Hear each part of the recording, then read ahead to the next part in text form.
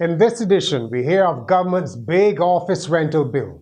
City residents who are angry about garbage, and it's rare, but 2 first-class cricket games are in town this weekend. Welcome to Nation News for Thursday, March the 20th, 2014. At Courts, every day we bring affordability, convenience, innovation, and style to over 1 million customers in 11 countries. From homes to communities, we are proud to make a difference in the lives of many across the region. Courts, bringing value home. The government's rental bill for office space runs to $80 million a year, a figure that Finance Minister Chris Sinclair says is way too high. He says to avoid these costs, government will have to consider building 2 new structures that could mean a spend of $500 million. Such a decision, though, he says, is some way off. In the recent months, several government offices have taken up new space at wardens, but still the rental bill remains high. Mr. Sinclair says the government has to pay attention to its facilities if it wants to get better efficiency out of public servants. Residents in Green Park Lane in the city are angry over what they say is the inability of the Sanitation Service Authority to collect their garbage. The story in this report. I feel that's ridiculous because I mean the garbage truck passed down, the buttons pass up on that road out there, and it ain't come out here and pick up the garbage out here. So it real disgraceful to see it there for there's a month of that garbage there. That was one resident complaining of the garbage pile-up in Green Park Lane in the city.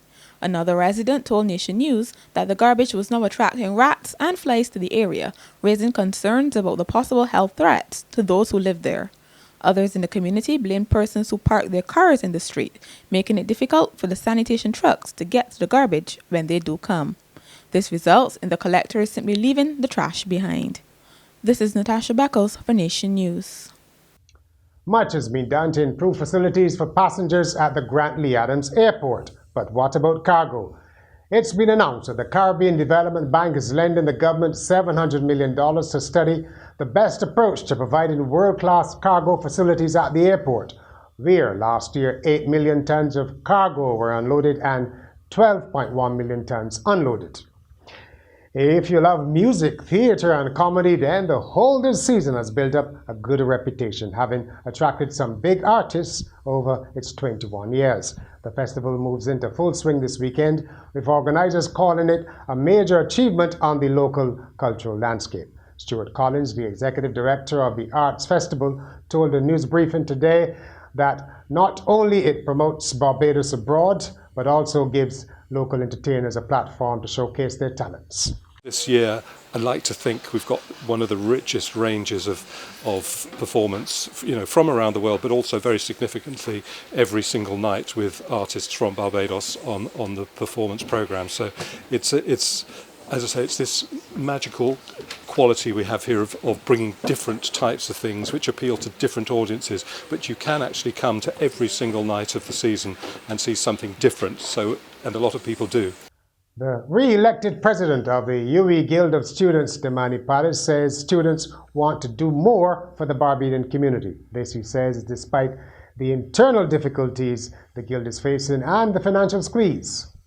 Naturally, we're going to want to be a more involved guild in terms of the community. We want to continue to build on the outreach projects that we've started. We want to be involved with the community in terms of giving back. We acknowledge at this point that even as we are hurting, so is the rest of Barbados, and we want to be a force for good in our actual community. Traffic wardens provide an important safety function that isn't always appreciated by, well, let's say it, drivers. But the 2 decades of service in the job by Cynthia Taylor hasn't gone unnoticed by Bovado Debt Collection Agency, which presented her with a special commemorative gift. Ms. Taylor said she felt great that her work was being appreciated. Speaker of the House of Assembly, Michael Carrington, who delivered a short address, urged drivers to respect pedestrians and each other as one way of keeping the roads safe. In news about the Caribbean, the Barbadian chairman of an inquiry into the 1980 assassination of Walter Rodney, the Guyanese historian and political activist, has pledged to get to the truth. Queen's Counsel Sir Richard Cheltenham set out in Georgetown his position on the controversial terms of reference of the commission during a news conference. And try to come to a conclusion as to how it occurred, why it occurred, who might have been involved in its occurrence, and what might have been the motivation. All of those questions are involved, and the result of that, if we could get to the bottom of it and answer those questions, would be to bring closure as far as the family is concerned. They are crying aloud for closure, and also to bring closure to an unresolved incident in the recent history of the country. Dr. Rodney was killed in a car bomb explosion in Georgetown in 1980. The government of Puerto Rico has removed posters advertising a chewing gum after hundreds of people complained they were sexist.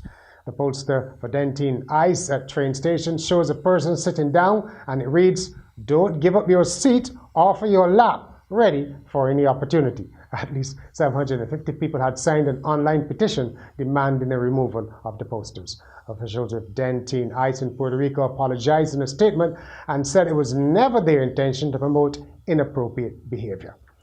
In sport, 2 first-class cricket matches are taking place in Barbados this weekend, a rare occurrence. Barbados are taking on Trinidad and Tobago at Kensington Oval, and combined colleges and campuses are hosting Guyana at the 3Ws Oval. The 4th round of the West Indies 4-day championship starts on Friday.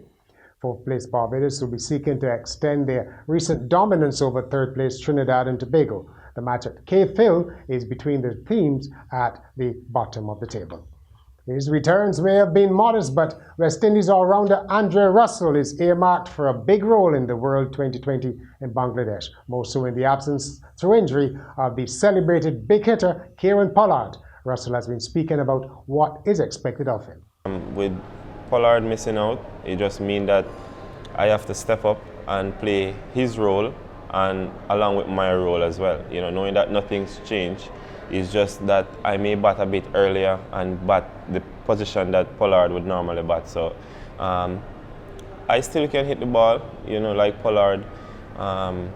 You know, a lot of shots and stuff like that can feel, and he can slip in 2 overs for the skipper. So I'm happy with the role that I'm playing now. So to be amongst Kieran Pollard in terms of, you know, people might judging us together, it's good.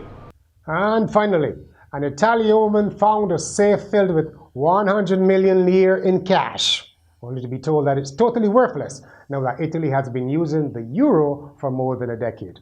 The deadline for exchanging the old currency, the lira, expired more than 3 years ago. Claudia Moretti discovered the banknotes worth about 140,000 Barbados dollars, if they were still valid, stashed in a safe at her uncle's home, which she had inherited following his death. The call center worker thought that she was suddenly rich and went to Italy's central bank to have the cash exchanged into euros, but her request was refused and she was told that the banknotes are worthless. Oh dear, not a happy day for her. On this International Day for Happiness, hope you are happy where you are, and you can see Barbados' take on Pharrell Williams' Happy on YouTube. That's it for Nation News.